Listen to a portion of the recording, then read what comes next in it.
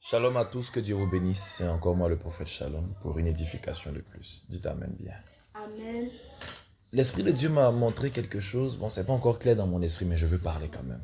Voilà, tel qu'on connaît Jésus, il dit jette ton filet, les poissons vont venir. Donc moi j'ouvre la bouche, les rémas vont sortir. Dites Amen. Et Dieu m'a dit, il y a une chose que les gens ne comprennent pas. Ma fille spirituelle, tu veux opérer dans une dimension élevée.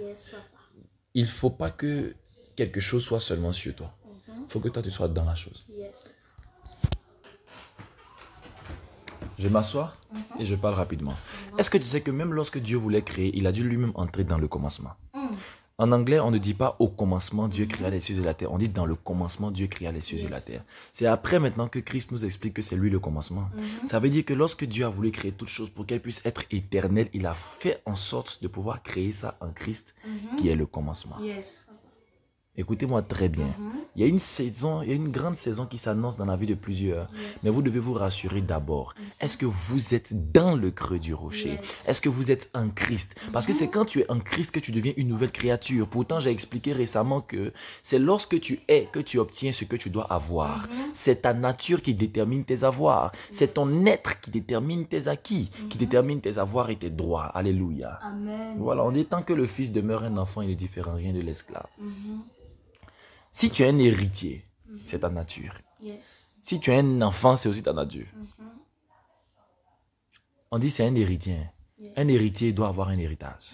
Mais à cause de son état, de sa nature qui est encore basse et qui est encore indigne, il ne peut avoir d'héritage. Pourquoi? Parce que sa nature n'est pas au point. Veille sur ce que tu es plutôt que sur ce que tu as.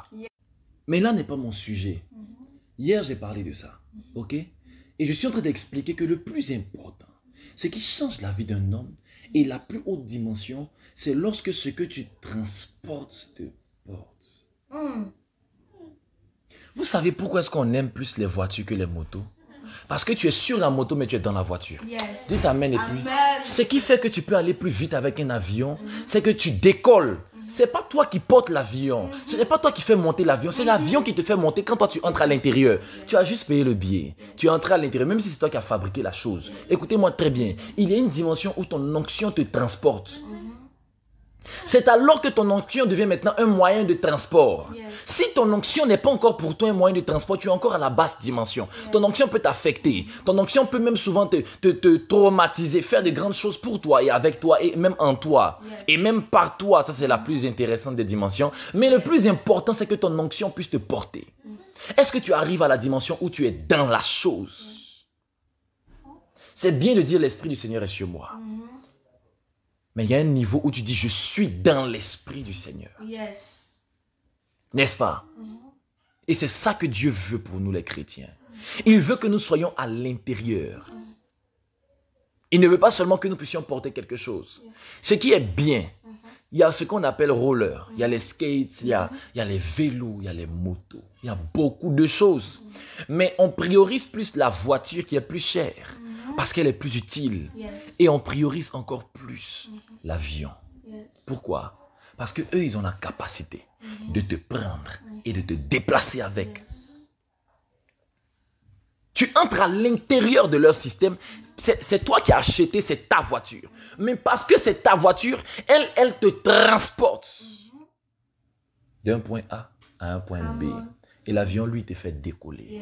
Tu es dans l'avion, toi, tu es serré. Même s'il y a un pilote, oui, il y a un pilote. Il y a des passagers, oui, il y a des passagers. Mais quand toi, tu te mets dans l'avion, tes efforts s'arrêtent là. Ou bien c'est pas ça? Dites avec moi dans l'onction. Dites avec moi, je ne serai pas seulement porteur d'onction. Je ne serai pas porteur. Mais je serai porté par l'onction. Quand tu es porté par l'onction, tu ne trembles pas. Écoutez-moi, tu ne peux pas trembler quand tu es porté par l'onction. Il y a un élément dans la Bible qui me traumatise. Il y a un homme qui me choque. On ne parle pas beaucoup de lui, mais c'est l'un des gars les plus mystiques de toute la Bible. Vous connaissez David. Comment lui peut tuer un géant qui était armé? Il y a son armure, sa lance, son casque. Et ce qui était sur lui, ça valait 90 kilos. Goliath avait 90 kilos sur lui. Comment quelqu'un peut aller combattre 90 kilos? Imaginez sa force. Si lui déjà, il se déplace avec ça, son bouclier, sa lance, son armure, son casque, Ça fait 90 kilos au total. Il est un géant musclé, taillé pour la guerre. David arrive avec caillou. Et non seulement il y a une distance entre eux, hein. Il y a une distance. David prend un caillou, il prend une seule pierre. Il a pris 5, il dit non, 5 même c'est trop.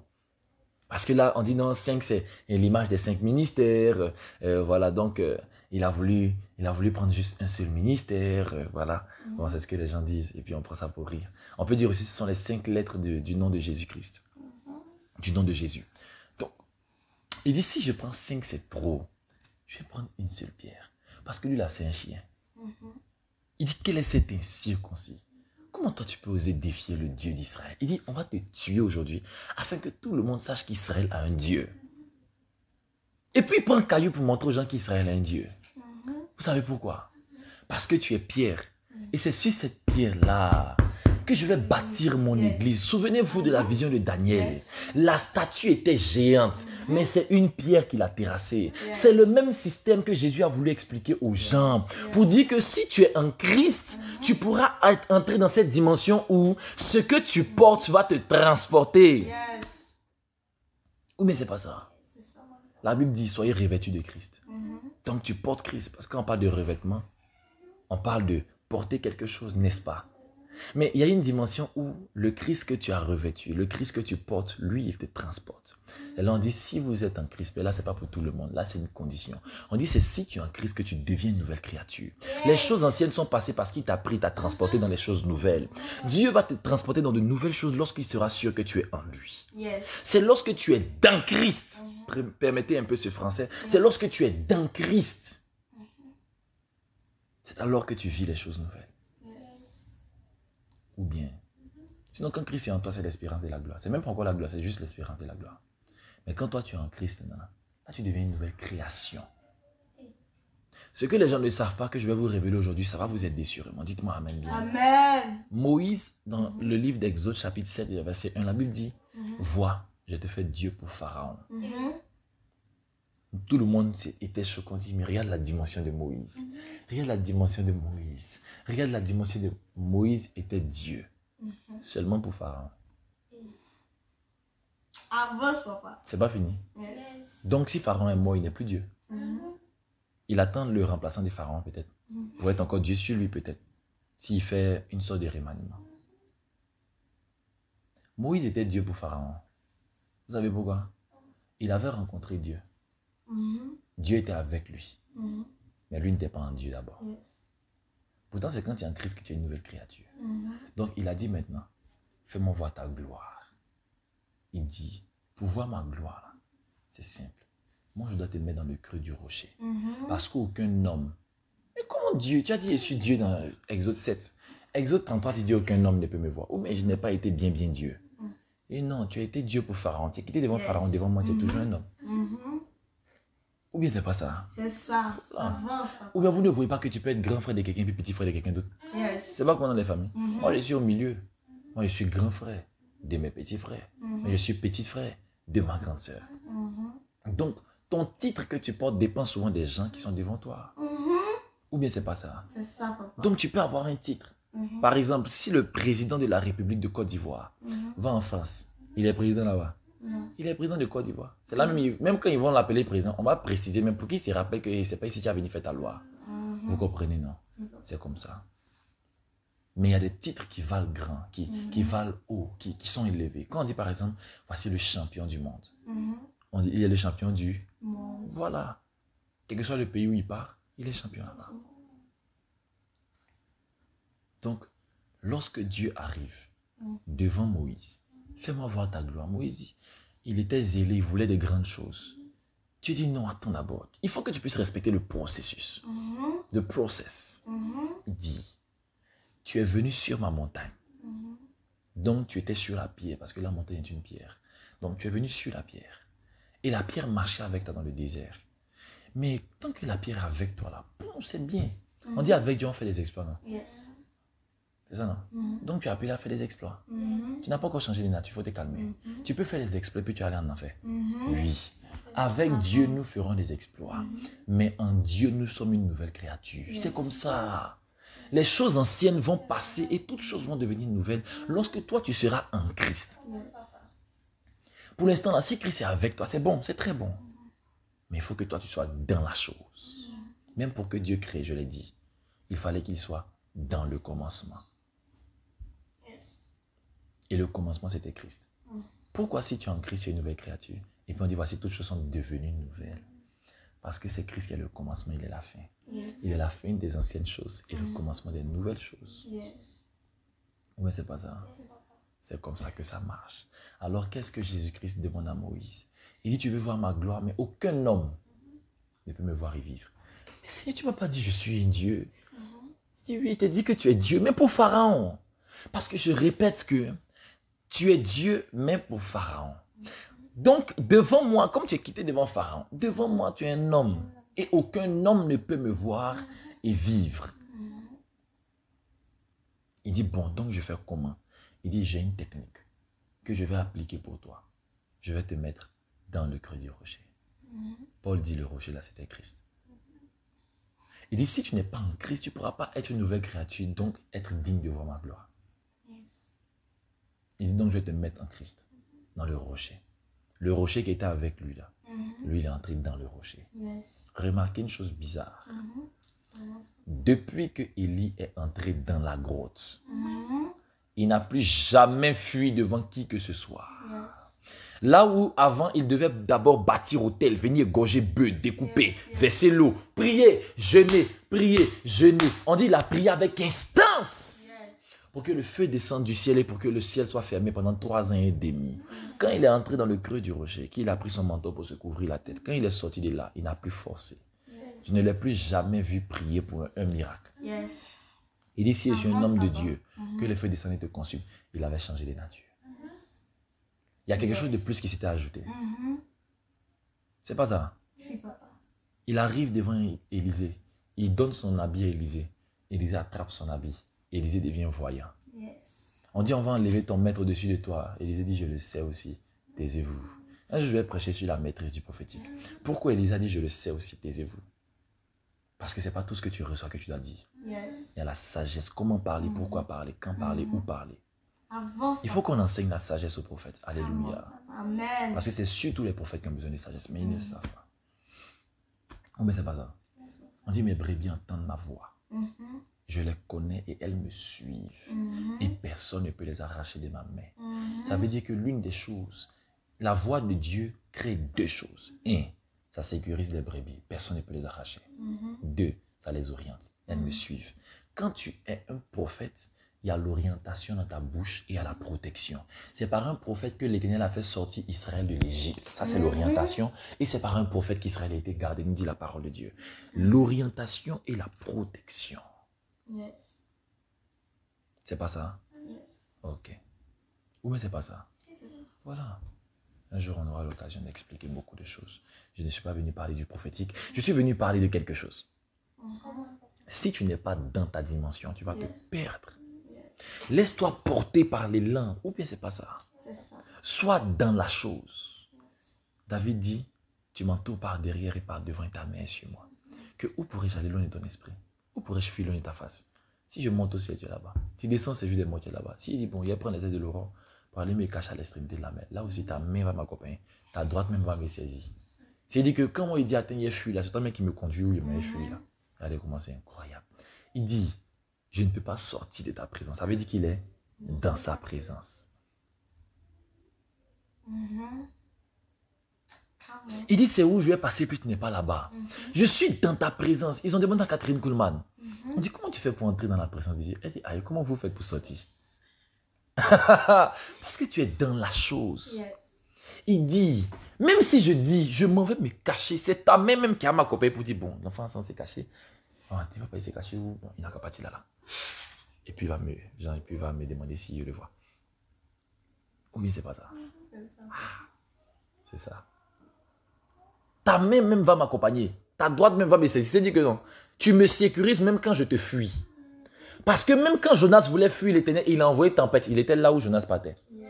Il a envoyé poisson. Il savait très bien où Jonas était. Yes. C'est lui-même qui a poussé les gens à venir jeter Jonas dans l'eau là-bas. C'est lui-même qui a poussé Jonas à venir se livrer à eux. C'est lui-même qui a fait en sorte que dans le choix là, ça puisse tomber sur Jonas. Parce qu'ils ont fait un tirage au sort. Et puis c'est tombé sur Jonas. Dieu a assuré tout ce qui devait se passer. Même là où Jonas allait partir là. Qui a créé ça? C'est comme ça. Il est partout. Et quand tu es dans sa présence, ta vie est différente. Ou bien c'est pas ça? C'est ça, papa. Ça, c'est la plus grande dimension selon moi. Lorsque ta dimension te transporte. Yes. Lorsque l'onction que tu as te transporte. Tu arrives à des dimensions parce que cette onction te transporte. Écoutez-moi. La Bible dit, ne vous souciez pas du lendemain. Parce que le lendemain aura soin de lui-même. À chaque jour suffit sa peine. Si le lendemain est capable d'avoir soin de lui-même, et l'onction, et le manteau que tu transportes, et la grâce que tu as sur toi. Avance, papa.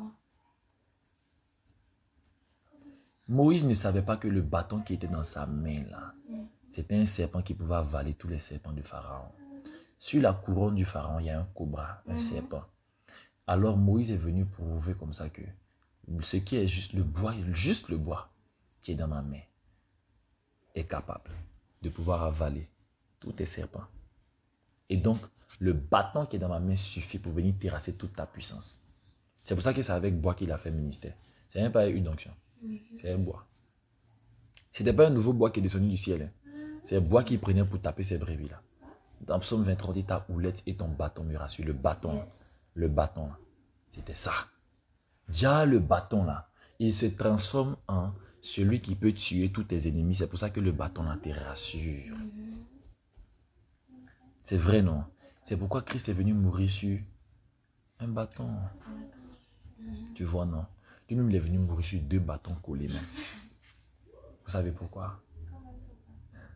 Parce qu'il y a un bâton qui pointe le ciel, la terre et le ciel, et il y a un autre bâton qui pointe l'homme qui était à droite avec l'homme qui était à gauche. Si vous remarquez bien la croix, c'est comme ça. C'était pointé dans la terre et ça montrait le ciel. Mais il y avait l'autre bois là où il mettait ses mains là. Il y avait un qui était à sa droite, l'autre qui était à sa gauche. Non. C'est pour dire soyez unis, les hommes entre eux, et soyez aussi unis à Dieu. C'est pourquoi on lui a demandé quels sont les 2 commandements les plus importants. Il dit tu aimeras le Seigneur ton Dieu. Ça c'est le ciel. Il dit aime ton prochain comme toi-même. Il est venu pour relier l'homme avec Dieu et l'homme avec l'homme. Et il est venu comme étant un bâton qui était venu pour éliminer tout ce qui pouvait diviser l'homme avec Dieu et l'homme avec l'homme. On se comprend. Donc lorsque Dieu arrive dans ce système-là, il est parfait. Moi, je veux vous emmener à comprendre que non. Si vous êtes en Christ, vous devenez une nouvelle créature. Si ton onction te transporte là, tu arrives à une nouvelle dimension. Sois dans la chose. Oui. On dit un pied dedans, un pied dehors, c'est dehors. Parce que si tu as un pied dehors, ça veut dire que tu n'es pas totalement dedans. Papa. Oui, non. Même Jésus, quand il veut te transformer là, il veut être dans ton cœur. Il dit, je me tiens à la porte et je frappe. Laisse-moi entrer. Je veux entrer dans ton cœur. Il faut que je sois à l'intérieur. Parce que Dieu ne veut pas être juste avec. Il ne veut pas être seulement sûr. Il ne veut même pas seulement être pour. Il veut être dans. Amen ou pas amen. Amen. Vous savez pourquoi? Vous savez pourquoi? Et ça, un jour, je vais expliquer pourquoi on parle de cette vie chrétienne-là. Je vais parler ça, Dieu vient de m'ouvrir l'esprit. Si je dois parler ça encore, on va durer dans la vidéo.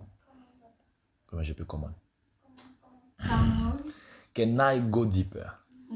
D'accord, il n'y a pas de problème. Voici ce qu'on va faire.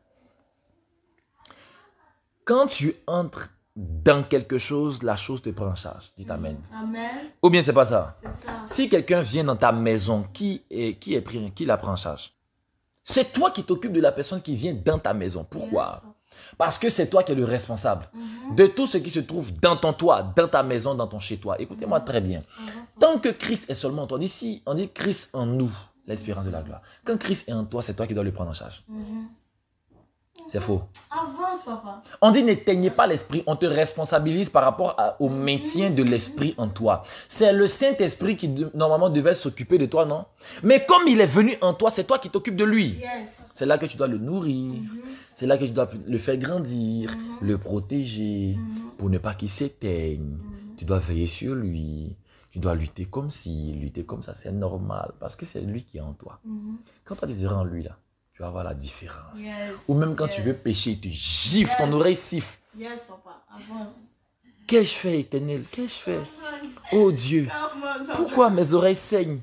Qui m'a autant giflé? Il va te dire dans ton cœur, c'est moi qui t'ai giflé, et tu ne dois pas pécher. Papa. Vous savez quoi? Avance, papa. Dites Amen. Amen. Il y a une dimension où, même quand tu tombes, que tu te relèves, tu es toujours juste. Vous savez pourquoi? Yes, papa. Parce que tu es en Christ. On dit que c'est Christ qui nous a justifiés.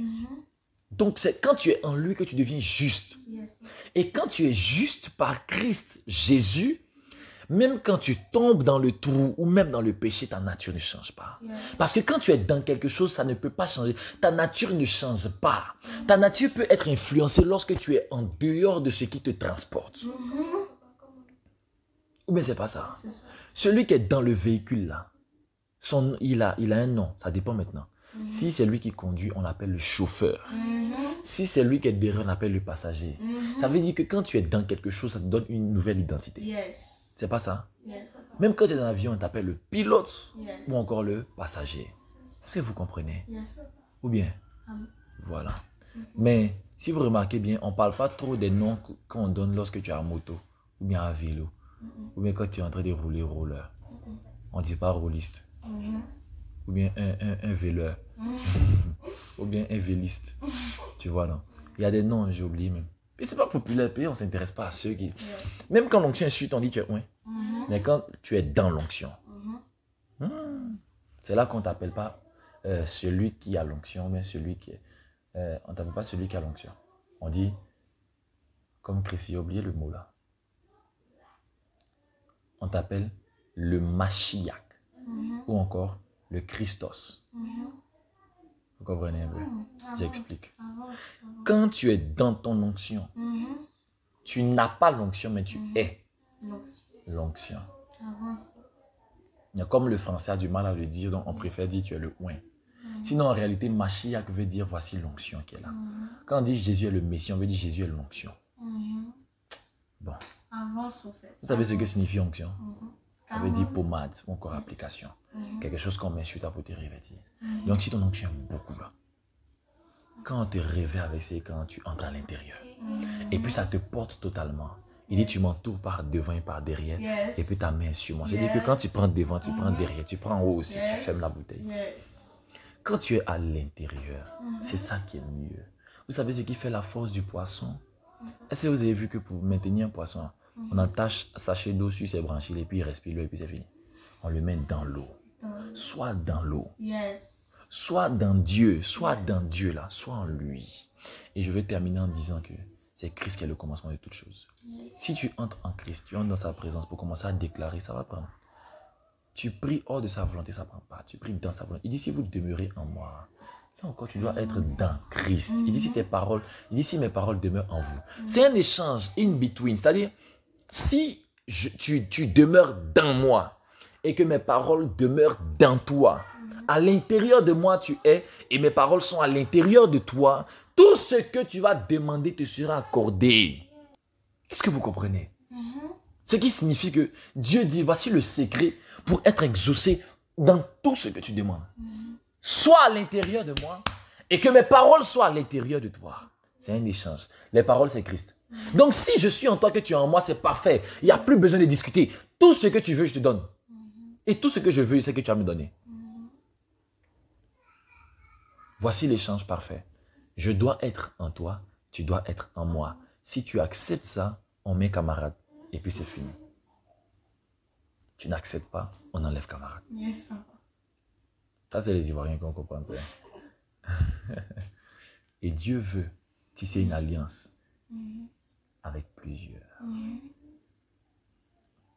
En anglais, je crois on dit into, si j'ai bonne mémoire. Into, à l'intérieur. Ou bien inside. Je préfère inside. Tell with me inside. You, dites avec moi inside. Say again inside. Repeat again inside. Inside. Écoutez-moi très bien. Lorsque tu es inside, oh là là, lorsque tu es à l'intérieur,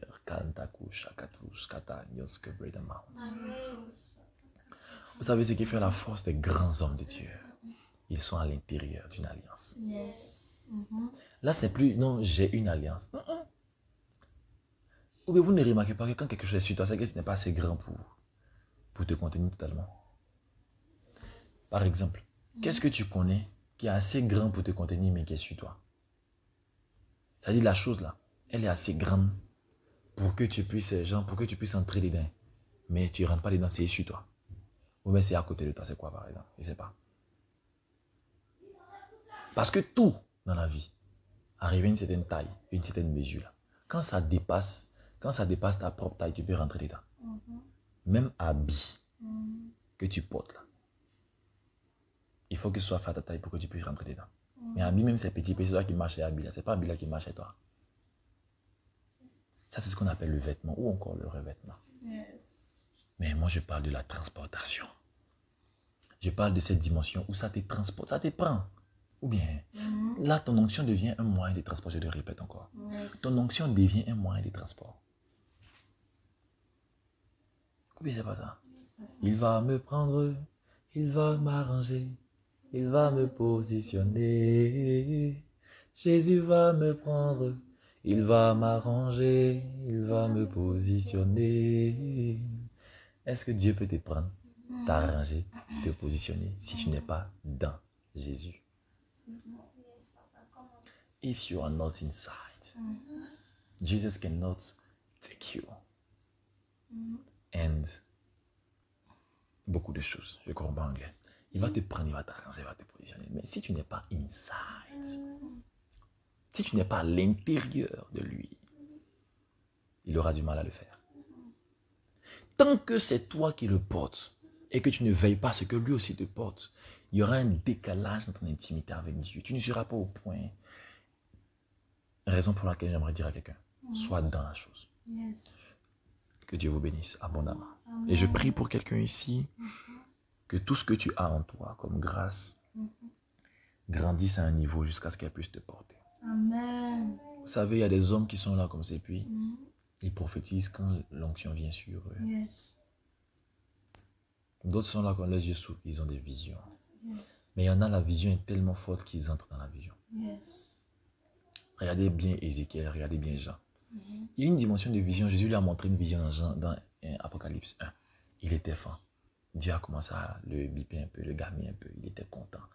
Parle à l'église. Écrit à l'ange. Il faisait commission. On lui dit, il écrit. On lui dit, il écrit. Apocalypse 1, là, il avait écrit sa vision. La vision qu'il avait, c'était juste une vision. Mais pour qu'il puisse voir des choses supérieures, des choses qui vont arriver, on dit, vision ne suffit pas. Monte ici. C'est bon? Entre à l'intérieur. Come inside. If you come inside, you will see the great things. Etc. Tu verras de grandes choses.